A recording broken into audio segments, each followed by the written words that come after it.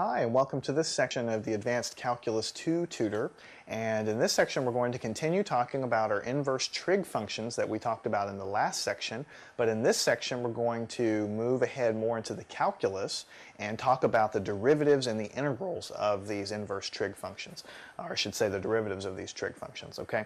And the corresponding integrals that arise because of that, okay? So in the last section we covered the basics of these inverse functions, why they exist, the ranges of the angles that they can return and things like this, okay? And in this section we're going to define the derivative of every one of those inverse trig functions, and we will work some problems that talk about that. So rather than derive them all, I'm just going to put them up on the board sort of as fact, because you're going to just end up having to use them, and we're going to use them in our problem. So I'm going to focus more on how to use them rather than how to prove them. Your book is going to be there to show you why they arise and how to prove that they arise. I'm going to focus more on, okay, this is truth. How do you actually use them to solve problems on your test, okay? So the derivatives of the inverse trig functions are as follows, okay? The derivative of the inverse sine function is going to equal 1 over square root 1 minus x squared. Okay? The derivative with respect to x of the inverse cosine function is very similar. It's negative 1 over 1 minus x squared. Okay, now look at that symmetry. That's kind of nice. The derivative of the inverse sine, or the arc sine, is equal to this. The derivative of the inverse cosine is the same exact thing with a negative sign out front. So that's very, very nice. Okay, the derivative of the tangent, the inverse tangent function, okay, is equal to 1 over 1 plus x squared. Okay. And let's just go ahead and continue on, I think, over here to make best use of the board, okay? The derivative of the inverse cotangent of x is just going to equal negative 1 over 1 plus x squared. So notice it's the same thing. It's the exact same thing. The derivative of the inverse tangent is equal to this. The derivative of the inverse cotangent is equal to negative of the same thing. So that's kind of nice. You see some symmetry here that makes your life simpler. The derivative of the secant function, the inverse secant function I should say, is going to equal 1 over x times the square root of x squared minus 1. And by now I think you see the pattern. The derivative of the cosecant function inverse, or the arc cosecant function, is just going to be equal to negative 1 over x times the square root of x squared minus 1. So you see it's the same symmetry. Derivative of the secant, inverse secant gives you something. The derivative of the inverse cosecant gives you the same thing with a negative sign. Now, the reason these derivatives worked out so nice was precisely because of the range of angles that we picked, or the smart math guys picked, when they defined these inverse functions. Those definitions, those specific ranges that were chosen lead to these very nice derivatives, and the fact that they're so similar and so symmetric. So that's why that was done, for those specific ranges, okay?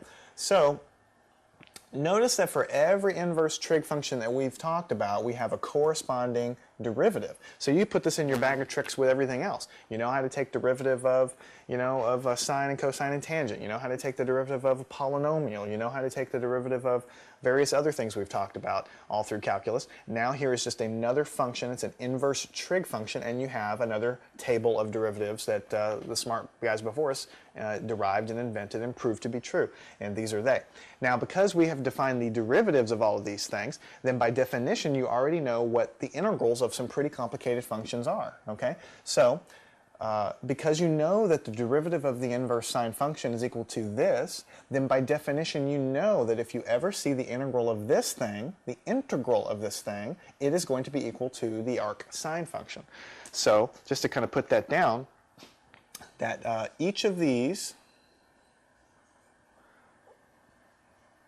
leads to an integral, okay? So for example, now you know without a shadow of a doubt that the integral of 1 over the square root of 1 minus x squared dx is equal to, by definition, the inverse sine function or the arc sine function of x plus a constant, because it's an indefinite integral, and you always have to have that constant there, because when you take the derivative of this, here you take the derivative of this, you're going to get back this. By definition, you take the derivative of this constant, it's going to go to 0. So you always have to have that. So in the rest of this section, all we are going to do is work problems that have some derivatives and some integrals here, and we're going to just use what we've learned. So every one of these has a corresponding integral. Integral of this is this, integral of this is this, and so on all the way around the board.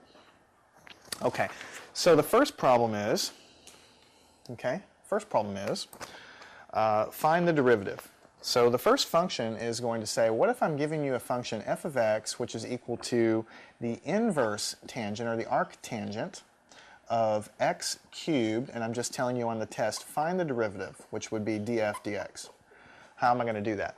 Well, before this section of the class, you'd have no idea, but now you know that the derivative of the tangent, inverse tangent function is given to you here. The only difference is that inside of this, the argument here, it's not inverse tangent of x, it's inverse tangent of x cubed. So here you have to go back to the chain rule that you've studied in the previous DVD and in your calculus, which just says that if you have the derivative of a complicated function, the complicated function of things that you know how to take the derivative of, you basically just keep taking the derivative all the way outside, going and multiplying times the terms of everything on the inside, and you'll see what I'm talking about here. So if we're going to take the derivative of the inverse tangent, you know that that's equal to this, but you know the argument is not x, it's x cubed. So the way you proceed is you take the derivative of this guy just as you would normally, 1 over 1 plus x squared, but the argument is not x, it's x cubed. So the way you write it is x cubed, and then you square that. Okay? So let me make sure you understand what's going on. You know what the derivative of inverse tangent of x is. You know that it's equal to this. But you don't have the inverse tangent of x. You have the inverse tangent of x cubed. So you take the derivative using the thing that you know. You use the argument that you had, but now you're not done yet. You have to multiply by the derivative of the inside to make it complete. Derivative of x cubed is 3x squared. So you multiply by that. So then df dx, okay, is just going to be equal to 3x squared on the top over 1 plus x to the 6th power on the bottom, because x cubed and squared, 3 times 2 gives you 6. So it's 3x squared on the top, 1 plus x to the 6th power on the bottom.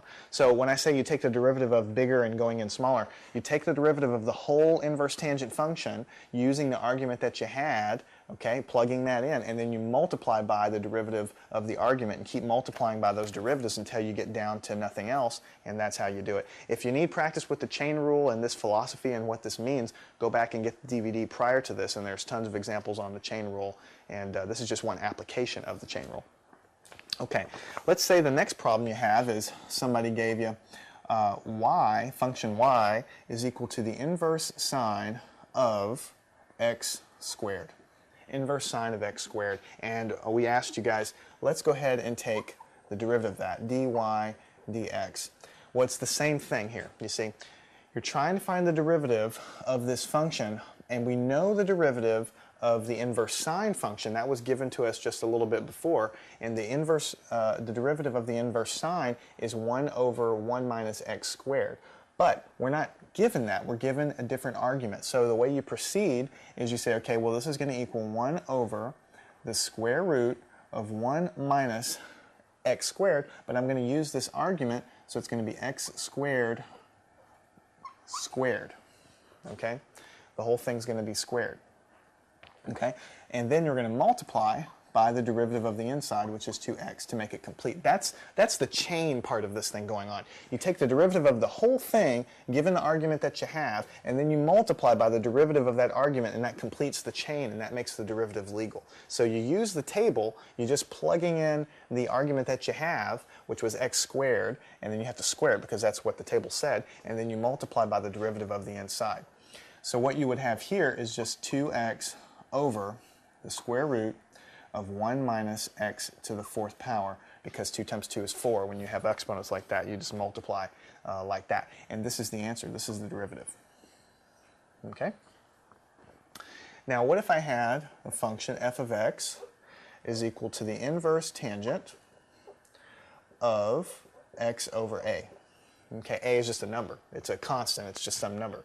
I don't know what it is, but I know that it's a number. Okay, and I want to take the derivative of that. I would say df dx is going to be equal. Now I know what the derivative of the inverse tangent is. That was given over here. Derivative of the inverse tangent is 1 over 1 plus x squared, but I have a different argument here. My argument here is x over a. So I'm going to plug in x over a here, and I'm going to say it's 1 over 1 plus x over a squared. Okay, but then to make it legal, I got to complete the chain and multiply by the derivative of the inside. Now this is just a constant. 1 over a here is a constant that sits out in front of that x. So this is just 1 over a. Okay, because this would be like the derivative of 2x. What's the derivative of that? Well, it's just the number that's sitting out front. In this case, it's 1 over a times x. That's what's inside here. So the derivative of this is just 1 over a. Okay, so that's why you have that. Okay, now to simplify that, what's going to happen here is, all that you're going to have is, what's going to happen here is on the top you're going to have 1 over, this a is going to come out here and you're going to have a times 1 plus x squared over a squared. Because don't forget, this is 1 over a, so it's like 1 times 1 and then a times this whole denominator. So this a comes from here, and then the inside I just left alone here, 1 plus, and then you have to square the top and the bottom, a squared, x squared over a squared. Okay? And if I want to distribute this a in, it would be 1 over a plus x squared over a. Okay? Because a times 1 is a, and a times this stuff, the x squared is going to stay. One of these a's is going to cancel with one of these, giving me 1a right there. Okay? And then finally, what I can do, if I want to just make this thing just a little bit more tidy, is, just for giggles here, I can multiply the top and the bottom by a, which is just multiplying by 1, and that's going to clean up some fractions. So on the top I'll have a, and on the bottom I'll have a squared plus x squared. A times a gives me a squared. A times this fraction here, a cancels with it, gives me the x squared. So this is just a bunch of simplification, really and truly. I mean, the answer was up here. It's just that you're beating the fractions into a little bit simpler shape. So in your book, you might see something closer to this. In fact, if you had something up here, you know, all of those answers are really right. It's just a matter of how far you take the simplification. Okay, now let's say the next problem you have is an integral. We're taking the integral from 1 to square root of 3. Those are my limits of integration. And the integrand is 6 over 1 plus x squared. Okay? And I'm integrating over dx, obviously. And I want to pull off this integral. Now, prior to this lesson, you probably wouldn't have a good idea how to tackle this because you want to use substitution. That's not going to really work because there's nothing on the top. If you chose x squared as u and tried to do some kind of substitution, you'd be left over with an x and you wouldn't really be able to cancel it with anything. So it's really a dead end. But if you look back over here, when you find something that's appropriate, it looks like this is pretty darn close. If you take the integral of this, you will get the inverse tangent function just like we talked about before. But we don't quite have that. We have a 6 out there, so how do we fix that? Well, this one's particularly easy because since 6 is just a constant, we can just take it and pull it outside the integral. 1 to square root of 3 of 1 over 1 plus x squared integrated over dx. Okay? And now we have the inside exactly the same as what we have over here, so we know that this is going to equal 6, okay, times the inverse tangent function of x, because that's exactly what this is equal to if you look over there, and you're evaluating this from 1 to square root of 3. 6 times the inverse tangent function, and I can just put little brackets around here if you want to make it clear. 6 times the inverse tangent function evaluated from 1 to square root of 3. So if you're going to continue to evaluate this, you'll have your 6, okay, and then inside the brackets you'll have inverse tangent function of square root of 3 minus inverse tangent function of 1. That's what we're doing. We're evaluating at the top point of the integral minus the bottom part of the integral. That's from your basic calculus when you do a definite integral like that. Now you see why it's so important. We spent so much time in the previous section about taking inverse tangents. Because if you have an integral like this, see, this integral has nothing to do with an inverse anything. But when you evaluate this integral, you end up getting an inverse tangent answer, and in order to evaluate, you have to know how to do that stuff. Otherwise, you're just going to be lost. So what I like to do, and I actually do this on my paper, I put little curly braces here, and I say, okay, I'm going to evaluate that first. Okay? What this means is the tangent of some angle is equal to square root of 3. And we've done problems like this, you know, in the last section and on and on. Okay? And don't forget that for tangent, tangent only returns values from negative pi over 2 to pi over 2. Those are the range of values for the tangent function. You can't return a value outside of that. So whatever angle you pick, it has to be between negative pi over 2 and pi over 2. So tangent is equal to sine of theta over cosine of theta. And I literally write this down on my paper when I do it, and I have to find an angle that's going to do this. Now what if theta was equal to, in this case, pi over 3? Would that work? Okay. Well, here's a unit circle over here for reference. Okay. And pi over 3 is like 60 degrees, so that's kind of up here. So this is pi over 3. And let's go ahead and do it. Well, if we had the sine of pi over 3 over the cosine of pi over 3, okay? Sine over cosine, that's what we're trying to do. Let's find out if this angle actually works. Is this the right angle? Sine of pi over 3, which is up here, is going to give me a positive number because it's projected over there, and it's going to give me a positive square root of 3 over 2, and the bottom is going to give me the cosine of that. Cosine of that 60 is like 1/2. The 2 cancels with the 2, so I do have square root of 3.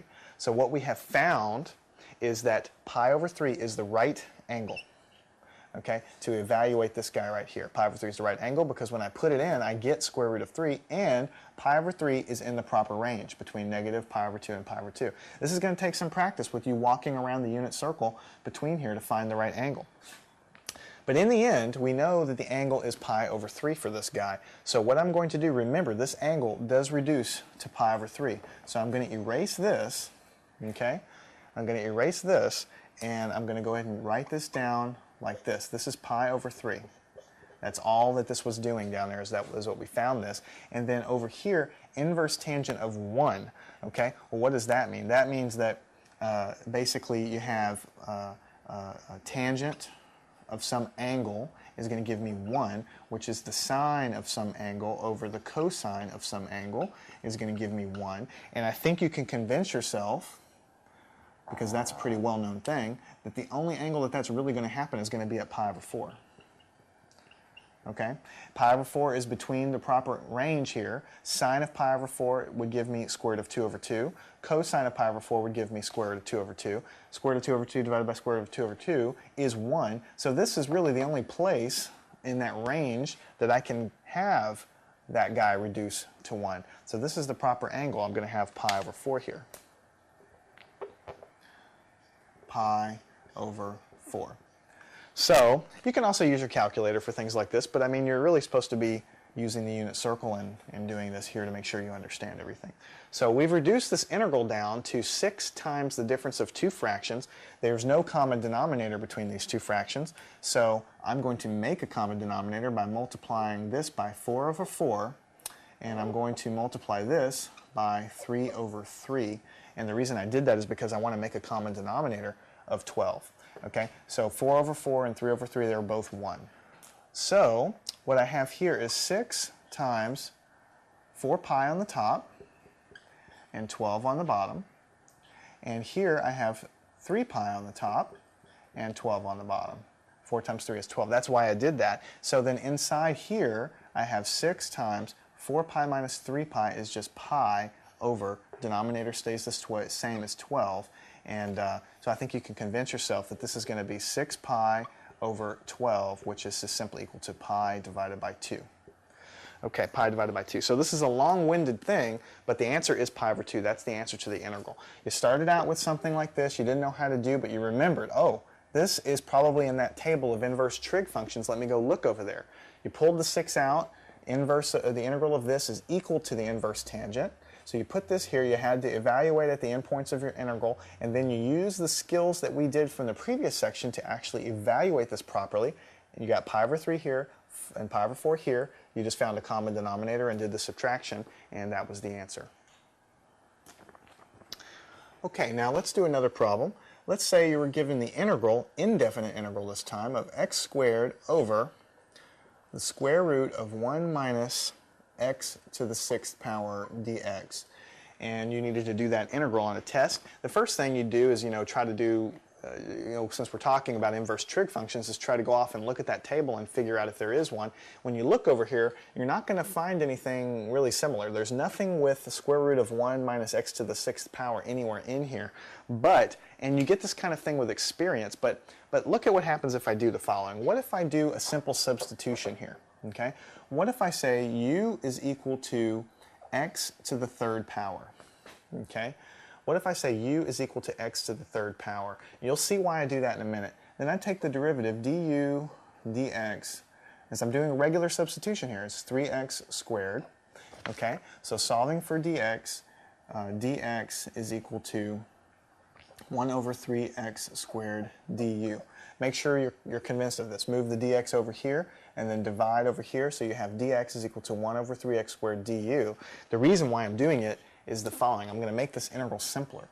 Integral of x squared over square root 1 minus u is equal to x cubed, so I can call this u squared.